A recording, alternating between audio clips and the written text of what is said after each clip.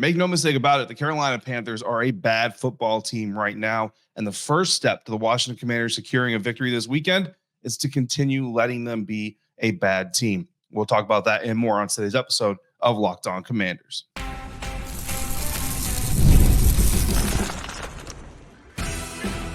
You are Locked On Commanders, your daily podcast on the Washington Commanders. Part of the Locked On Podcast Network, your team every day. And welcome in, everybody, to today's episode of Locked On Commanders, part of the Locked On Podcast Network, your team every day. I'm David Harrison, your host of this program, also covering the Washington Commanders for Sports Illustrated's CommanderGameDay.com. You can also find me contributing to WUSA9.com's coverage of the team as well this season. I'm here with you every Monday through Friday. I appreciate you being here with me today, everydayers. I thank you especially for being with me every single day. Locked On Commanders is your daily podcast covering the Washington Commanders. And if you haven't already, please hit subscribe on YouTube or wherever you are listening to today's episode. And on today's episode, I'm going to give you my X Factor. We're going to talk predictions for this weekend's game against the Carolina Panthers. And we're going to dive deeper into our three keys, our three must-dos that the Washington Commanders have to accomplish in order to beat the Carolina Panthers, which they're favored by more than a touchdown to do so. And it all starts with allowing the Carolina Panthers to continue being a bad team. Today's episode is brought to you by FanDuel. Place your first $5 bet with FanDuel, and you'll get $200 in bonus bets guaranteed. Just go to FanDuel.com to get started on that today. So, again, if you're new here to the program, we appreciate you coming through. Hope you enjoy it. Hope you come back.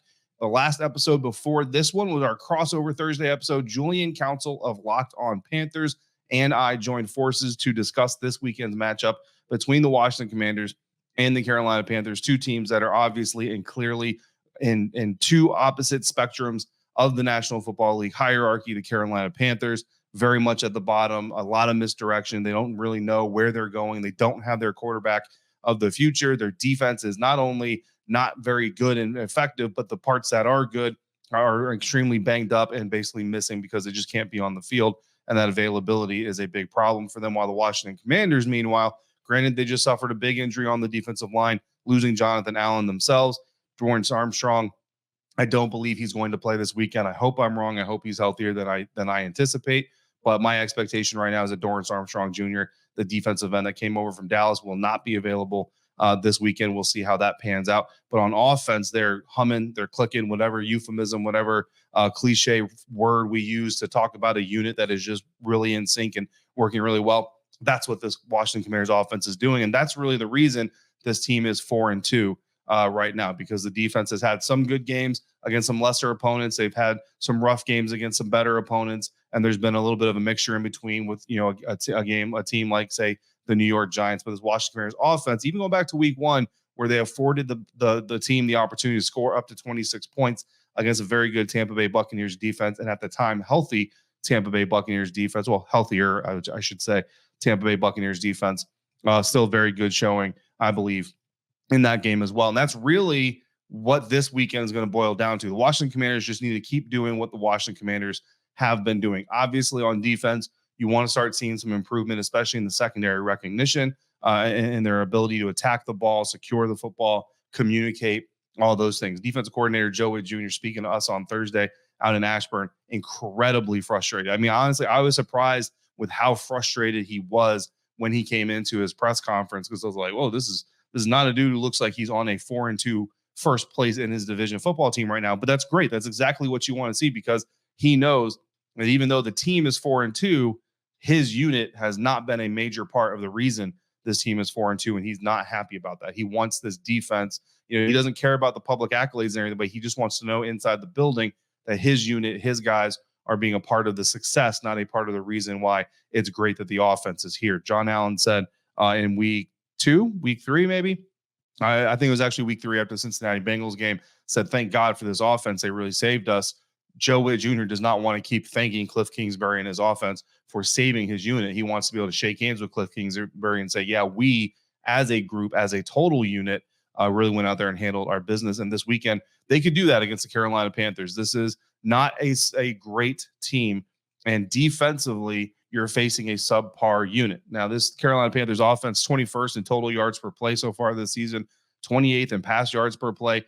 3.37% of the pass attempts they're throwing have been intercepted this season. It's very high. 28th in first downs, 26th in third down percentage, 26th in time of possession, 28th in possessions per game, or points per game, sorry, was 17.2. But they are 9th in rushing yards per game. 9th in rushing yards per game, 4.7 or per carry, 4.7 yards per carry right now. The Carolina Panthers are averaging. That's, again, one of the best in the National Football League. And the Washington Commanders are allowing 5.04 rush yards per carry. That's 29th in the NFL, fourth worst. So that is where the strength versus weakness for the Carolina Panthers comes in, is their run game on a per play basis versus the Commanders per play basis rush defense. Now, the Commanders, even though they're 29th in rush yards allowed per carry, they're actually 22nd in rush yards allowed per game because of game flow. Teams are having to throw the ball more, either because they're trailing or because they're in a shootout, and they can't just rely on that run game to try to shorten the game and do all those kinds of things. The Panthers, meanwhile, are 30th in rush yards per game, also because of game flow. Imagine having the 9th best rushing offense per carry, but only having the 30th rush offense in yards per game because of usage. You don't have to imagine it, because unless you became a Commanders fan this year, which if you did, welcome, hope you're enjoying yourself. But if you didn't, you saw it last year. You saw a very effective run game with Washington Commanders offense last year not get used very well, and that's the end result. So that's why this game, while we're talking about this first key, the Washington Commanders defense allowing the Carolina Panthers offense to just be bad and take advantage of that. We'll talk more about taking advantage of that later in this episode. We're also talking about being a complementary football team from the offensive side of things. The offense, this is one of those games specifically, every game it exists, right? But very specifically this game, the Washington Commanders can really do the defense a solid by scoring early. That's going to be critical, because if you want to get the ninth ranked rushing yards per carry offensive attack off their game, that's exactly what you need to do. The Carolina Panthers have only rushed the ball 20 or more times, 4 times in the first 6 weeks. Now, granted, that's 2/3 of the season, but when you have the top 10 rushing attack in yards per carry, you would think you'd be using it more, right? Week 1, in a 37-point loss to New Orleans, the Carolina Panthers ran the ball 20 times while down 10 plus. Now, there's a caveat here, because they were down 10 plus before they even got their second possession. So the Carolina Panthers didn't run the ball in their first possession. The Saints scored a touchdown on their first. Carolina came out, did not run the ball, gave the ball back. New Orleans got a field goal, down 10-0. From that point on, they were never within 10. So every rush in that game was while down 10. So 5 carries came after the game was 47-10. So what that shows you is, even though while they were down 10 early, they only ran the ball 15 times through the entire duration of the game until the very end of the game, when the game was already salted away 47-10. And basically both teams are in melt the clock mode. All right, so abandoning the run in New Orleans in week 1. Week 3, in a 14-point win versus the Las Vegas Raiders, the Carolina Panthers ran the ball 31 times. It's the most in the season. They never trailed in that game. That's a huge difference in run game usage. Week 4, in a 10-point loss to the Cincinnati Bengals, they ran the ball 9 times while down more than 10. 20 times they ran it while the margin was within 10 points. Week 6, an 18-point loss to the Atlanta Falcons. 2 times they carried the ball while down by more than 10. There was a time where the Falcons had a brief 10-point lead or 10-plus point lead before the half. Carolina did trim that lead, only 2 rushes, but it was also end of half, so we kind of give them a pass for throwing the ball heavily while down, over 10, just because, that context matters. But the Atlanta Falcons went up again by more than 10 with 5:45 left in the game. The Carolina Panthers didn't run the ball once. So what is the tendency of this team? When they go down by more than 10 points, they all but abandon the run game. So if you're the offense for the Washington Commanders and you want to help your defense not have to stand up against that 9th ranked rush yards per attempt offense in Carolina, the trends tell you got to be up by more than 10 points. So this Washington Commanders offense has been putting up points in bunches. They've been scoring on almost every possession they get. That is exactly what you need to see again against a very porous Carolina Panthers defense. Complementary football will allow this Washington Commanders defense to stand up to the Carolina Panthers' strength, because Carolina Panthers, again, have shown a tendency to take their own strength away when that situation arises. Dave Canales wants to throw the ball. Bottom line, up front, he just needs the excuse to do it. That starts with playing sound defense, not allowing chunk plays early and unearned scoring opportunities. Play solid defense, make tackles, fill your gaps, but also includes complementary football on the offensive side of things. Speaking of the offensive side of things, Jayden Daniels, one of the best quarterbacks against the blitz. Carolina Panthers, one of the highest blitzing defenses in the National Football League. That is going to be our next key, our next must-do for a Washington Commanders victory this weekend against Carolina Panthers. That's coming up next on today's episode of Locked On Commanders. Today's episode of Locked On Commanders is brought to you by Arena Club. And for most of us that like collecting cards, I've actually got about 10 packs of cards waiting to be opened right over my right shoulder behind me. Can't see, it's out of frame, but they're there. The idea of spending $2,000 or more on a single rookie card just isn't in the cards, pun intended. Whether it's Luka, Ellie, Mahomes, doesn't matter. Spending $2,000 on one card is some serious money to drop. But thanks to slab packs from arenaclub.com, now it's possible to score gem mints for a fraction of their retail price. Every card that I listed just now was a hit from last week's Arena Club slab pack drop. Arena Club is the only repack that provides real value, a complete view of all possible cards, and clear hit rates for each one. Arena Club slab packs are revolutionizing the repack game with transparency. After your pulls are revealed, they'll immediately be placed in your showroom for safekeeping, selling, trading, or auction. The Arena Club grading process is accurate, fast, and transparent, with a full grade rationale provided and explanation of how your card was scored. So right now, you can get 10% off your first slab pack or card purchase by going to arenaclub.com/LockedOnNFL and use the code LockedOnNFL. That's arenaclub.com/LockedOnNFL, code LockedOnNFL for 10% off your first purchase. Today's episode of Locked On Commanders is also brought to you by Prize Picks. You can now win up to 100 times your money on Prize Picks with as little as 4 correct picks. Prize Picks is the best way to get action on sports in over 30 states, including California, Florida, Georgia, and Texas. And personally, I can confirm in Virginia because that's where I am and that's where I play. Sign up today. If you haven't already, you'll get $50 instantly when you play your first $5 game. You don't even need a win to receive that $50 bonus. It's guaranteed. So if you look at the player stat projections, you think this guy's going to get more receiving yards than he's projected. This guy's going to get less passing yards than he's projected. Make your lineup 2 to 6 players at least. Win up to 100 times your money again with 4. And if it's a $5 play, it's your first play, you'll get $50 in bonus money to play with right after that. So cook up your hot takes with your friends, win real money this football season. And when you and your crew run your game on Prize Picks, you can win that dough. Download the app today. Use the code LockedOnNFL. Get $50 instantly on your first play of $5 on your lineup. Prize Picks, run your game. Diving deeper into the Washington Commanders' 3 must-dos in order to beat the Carolina Panthers this weekend. They're heavily favored to win this game, but you still have to go out there and do it. Again, these games aren't played on paper. They're not played by the odds makers. They're played by players. And even when they're struggling, those are NFL players over there across from you. You've got to come out there with respect, and you've got to come out there determined to do your job. And talking to the team this week, talking to the coaching staff, talking to the players, they certainly seem like a team that is locked in. None of these guys seem like the team who thinks like, oh man, look at what we just did against the Baltimore Ravens. We're going to boat race the Carolina Panthers. I've had this conversation with several fans over the week.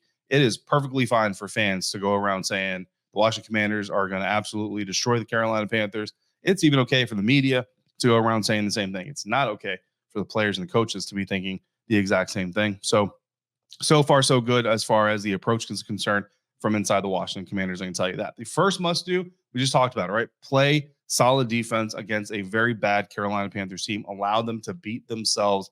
And some of that comes into complementary football. The Washington Commanders offense can certainly help by putting up points quickly, putting the Carolina Panthers in an early 10-plus point hole. And again, recent trends will tell you that if you do that, Dave Canales will abandon the run game. Now, there is always that wild card of eventually Dave Canales might realize, even when I'm down 10-plus, especially early in the game, it might behoove me to go ahead and stick with my run game.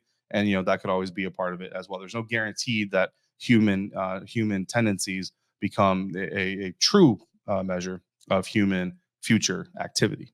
Didn't really say that right, but hopefully you pick up what I'm putting down. The second must do that we laid out on Crossover Thursday is for Jayden Daniels to continue his blitz dominance. Jayden Daniels has been the 7th most blitz quarterback in the National Football League this season. Really no surprise there. He's a rookie quarterback. Teams like to accelerate the processing time of rookie quarterbacks because they feel like rookies typically can't process as quickly. There's also the added bonus that Jayden Daniels is a mobile quarterback, so they want to try to secure that pocket, close that pocket as quickly as possible to prevent him from escaping and getting out. So all of those things combined to Jayden Daniels being the 7th most blitz quarterback in the NFL. He's faced the blitz 79 times so far this season. He's got that's 36.7% of his dropbacks have come against the blitz. So well over a third of his dropbacks. Now he's third in completion percentage among quarterbacks that have faced at least 34 blitzes this season. So doing very well against the blitz. He's also 5th in yards passed, 4th in yards per pass attempt. He's at a 91.8 rush grade on according to PFF against the blitz. For what that's worth, it's a very good rush grade. And you can see with your own two eyes, he's running very, very well. 123.7 passer rating. So very high passer rating. When he's not blitzed, he's got still a good passer rating, right? 98.2 passer rating when not blitzed, but it's significantly better when he is blitzed, which basically tells you as a defense that this guy is not getting rattled by the blitz. He's not getting tricked by the blitz. He's not rushing into mistakes when he's blitzed. And he's actually taking advantage of the fact that you now have fewer defenders in the secondary, in the field, because you're bringing more at the line of scrimmage. And you got to give a hat tip as well to the offensive line. I asked the coaches this week why Jayden Daniels has been so effective against the blitz this season. And to a man, they said it starts up front, starts with the offensive line, and specifically center Tyler Biadasz, who's reading the defense, setting the protections, making the calls, doing all those things. So a hat tip to the offensive line and center Tyler Biadasz specifically for that reason. So it starts there. But the key is also Jayden Daniels making timely and correct decisions when he's facing that attempt to get pressure. I say attempt to get pressure because, again, as we discussed in the Crossover Thursday episode, attempts to get pressure do not always equal pressure. And for the Carolina Panthers, they just flat out have not equal pressure. So that needs to keep up. So the key, if you're scouting the Washington Commanders, honestly, the key to stifling Jayden Daniels is not blitzing him, but playing coverage and trying to give him too many things to read and hoping that he's going to take too long to do so and stay in the pocket and you get home with your 3 or 4 man rush. Now, even that, again, his passer rating is 98.2 when he's not blitzed. So it's not like you're getting a great advantage over there, but it's been better. So the Panthers, however, have the 4th highest blitz rate in the National Football League right now. And to me, the closest they've played to a Jayden Daniels type quarterback and a Washington Commanders type offense has been Caleb Williams, who they played in week 5 against the Chicago Bears.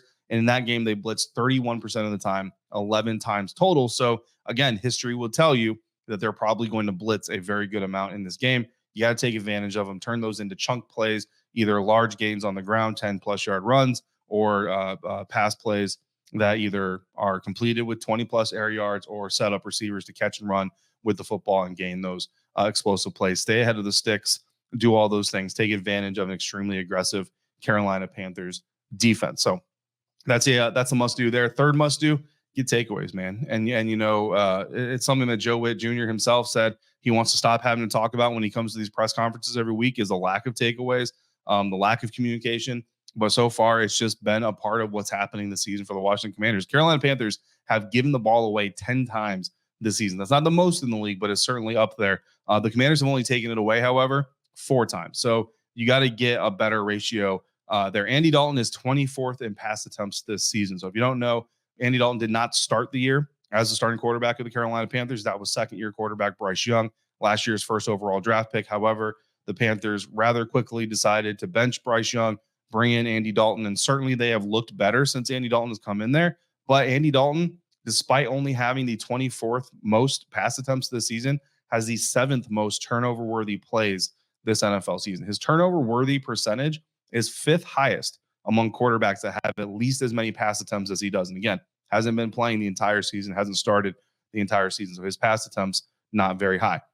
He has had no fewer than 2 turnover-worthy plays in 3 of his 4 starts this year. He's had at least 1 turnover-worthy play in each of his 4 starts this year. Only the Atlanta Falcons were able to convert 2 turnover-worthy opportunities into 2 actual takeaways. So that is going to be one of the keys for the Washington Commanders. One of the things they must do in order to secure this victory, take advantage of those turnover-worthy opportunities. His time to throw, Andy Dalton's time to throw is actually fairly low. His average is fairly low. So he's getting the ball out quickly, but it also means that the secondary, you got to be able to read it right. You have to react quickly, and you have to be aggressive when attacking the ball, secure those picks. Quan Martin, safety, Mikey Sandersville, cornerback. I'm looking at you two to potentially come up with interceptions in this game. And if you do, the Washington Commanders will have obviously a very good chance to win this game. If you can take 2 possessions away from the Carolina Panthers, I would argue it's pretty much a done deal as long as this offense continues to do what they do. And obviously, it's going to lead us to a prediction that I'm going to predictably predict that the Washington Commanders will win this game against Carolina Panthers. But will they cover the 8.5-point spread? That and more coming up on today's episode of Locked On Commanders. This episode of Locked On Commanders is brought to you by FanDuel. NFL fans, you can get a big return on FanDuel this season, America's number one sportsbook. They're America's number one sportsbook for a reason, and they're giving you the number one sportsbook deals. In fact, if you're in the middle of a game and you're watching that game and you get a hunch, either it's a player prop, I think this guy's going to throw this many yards, or it's a score prop, this team's down by this much, I think they're going to come back and win. Or maybe you think the Commanders are up by 7 at halftime, they're going to win going away by 20 plus. You can go to FanDuel and find those in-game odds. Are constantly fluctuating, constantly adjusting to the game flow. But not only that, you can confirm your hunches by looking at stats, live play-by-plays, so much more, all on the same page where you can place your bets. And if you're new, you can get started with $200 in bonus bets guaranteed when you place your first $5 bet. The Washington Commanders are 8.5-point favorites at this moment. That line has moved a little bit since it started, so it could fluctuate. Make sure you keep an eye on that. But right now, they're 8.5-point favorites to beat the Carolina Panthers. The over-under for total points scored is set to 51.5. That has actually dropped. I'm going to tell you why I think it's dropped here in just a little bit. To take full advantage of that latest opportunity, go to FanDuel.com and download America's number one sportsbook. Wrapping up today's episode of Locked On Commanders, we got X Factors, we got predictions. My X Factor, for this game, just hit my mic, is going to be defensive tackle Johnny Newton. Unfortunately, defensive tackle Jonathan Allen lost for the season with a torn pec. He was supposed to have surgery this week. I'm not sure, honestly, if he's had surgery yet or not, but we wish him a speedy and successful recovery, whether he's back with the Washington Commanders next year or somewhere else. We wish John Allen, of course, full recovery and all the health in the world moving forward. But Johnny Newton is going to be the primary guy. There's going to be multiple guys getting opportunities to step up in the interior of that defensive line next to Daron Payne. Fedarian Mathis certainly is going to get some reps. Sheldon Day was signed from the practice squad to the active roster, so he's going to get some opportunities. And there's also some other new blood on the defensive line as well that are going to get some opportunities. But Johnny Newton is really the guy that I'm looking at, especially against this 9th-ranked Carolina Panthers rush offense in yards per carry, because early on, typically teams like to kind of test that middle of the defense. And the Carolina Panthers do run, stretch zones and wide zones and all that stuff from time to time. I asked Joe Jr. this week about his satisfaction level with his D-gap defensive pursuit and on run plays, which D-gap, if you don't know, is outside the tight end. So you got your A-gap between your center and your guard, B-gap between your guard and your tackle, C-gap between your tackle and your tight end, D-gap is outside the tight end. And obviously depends on the alignment on whether or not it exists and all that stuff. But C-gap, D-gap defense has been suspect at time for the Washington Commanders. However, it starts with A-gap, B-gap defense, where Johnny Newton is going to really be able to shine. However, he can also get down the line of scrimmage, move very quickly to help defend those C-gap, D-gap runs. So I'm really looking forward to seeing what Johnny Newton can do in his first NFL start. Insider X Factor, I polled Commanders fans, asked for X Factors, asked for predictions. We're going to go Noah Brown here with one insider saying they'll try and lock up Terry and overcompensate. If Jayden plays the whole game, I'm going to say 49-10 Washington. If Mariota comes in the fourth, I'm going to say 35-10 Washington. So a prediction and an X Factor. Johnny Newton also got 2 fan votes for X Factor. So obviously there's a tie there, but since my X Factor is Johnny Newton, we'll give the fan X Factor to Noah Brown. Brian Robinson got a vote if he plays, which I'm pretty confident he's going to play at least. There was also Luke McCaffrey listed as an insider X Factor, predicting a breakout game for Luke. Would love to see that. And I'm sure Luke would love to see that as well. But everybody's kind of just enjoying winning football. So insider prediction on average, everybody predicted the Commanders to win on average the score differential 30-18, which means Commanders fans are predicting a win that will cover the 8.5-point spread. My prediction so far this season, I'm 4-2 on the year against the money line. So just picking straight up winners and losers. I'm 4-2 on the year against the spread. So at least I'm very consistent, and I'm right there with the Washington Commanders in my win-loss records.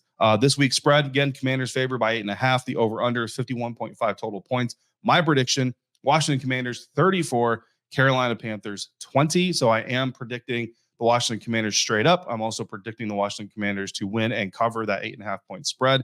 And obviously, with a 54-point total scoring margin or scoring output, I am predicting and over on the 51.5 points scored this week. Those are our predictions. Those are X factors. Those are our 3 must-dos to get the Washington Commanders back in the win column and prevent their first 2-game losing streak of the season. On our next episode of Locked On Commanders, we will be reacting to what goes down on Sunday afternoon into the evening. So make sure you come back for that. In the meantime, if you've got questions or comments, all you got to do is text me directly. To do that and to get more out of the Locked On Commanders podcast, just go to joinsubtext.com/LockedOnCommanders. Become an insider today. You can talk to me. I'm going to talk to you, and you're going to get bonus content that goes beyond the show. For your next listen, check out the Locked On NFL podcast. In the morning, the Madman Tyler Rowland kicks you off with a double shot of NFL espresso. And in the afternoon, roll through the barbershop for some real NFL talk with Tony Wiggins. It's the all-new Locked On NFL, and it's twice per day.